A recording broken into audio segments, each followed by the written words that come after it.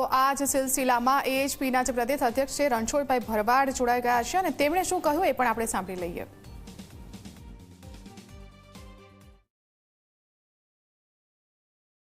આંતરરાષ્ટ્રીય હિન્દુ પરિષદના ગુજરાત એકમના અધ્યક્ષ રણછોડભાઈ ભરવાડ આપણી સાથે જોડાયા છે, તેમની સાથે વાત કરીશું। રણછોડભાઈ, ધંધુકાની ઘટના શું ડિમાન્ડ? માત્ર ધંધુકા નહીં, સમગ્ર ગુજરાતમાં હિન્દુ સલામત નથી એવું આ ઉપરથી સાબિત થાય છે। પ્રોપર ધંધુકામાં 5મી ઘટના છે।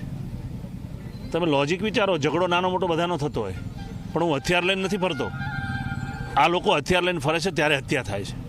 એટલે પોલીસે પણ વિચાર કરવાનું। પોલીસ સાથે ચર્ચા થયા પ્રમાણે એવી વાત થઈ છે કે એમને આમ કરશું તેમ કરશું।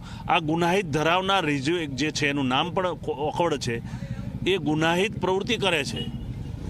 બાકીની બધી જે ગેરકાનૂની છે એ અત્યારે જ કેમ ધ્યાનમાં આવે છે કે ધ્યાનમાં આવ્યું છે? આ કંઈ અત્યારે નિયુક્તિ થઈ પોલીસની અને આવી ગયા છે એવું તો નથી, કેટલા વર્ષથી આ કામ કરી રહ્યો છે। તો કહેવાનો અર્થ એ થયો છે કે જે પ્રકારે વિધર્મીઓ, મુસલમાનો ધંધુકા અને આખા ગુજરાતની અંદર જે રીતે હાવી બની રહ્યા છે, નાના મોટા કામ માટે ઝઘડા બધાની જગ્યાએ થતા હોય છે, પણ હત્યા સુધી આ ધંધુકાની અંદર 5મી હત્યા છે। એટલે સરકારે પણ વિચારવાની આવશ્યકતા છે, પોલીસ તંત્રે પણ વિચારવાની છે। કોઈ સલામત નથી, એ ધ્યાનમાં આવે છે। શું માંગ?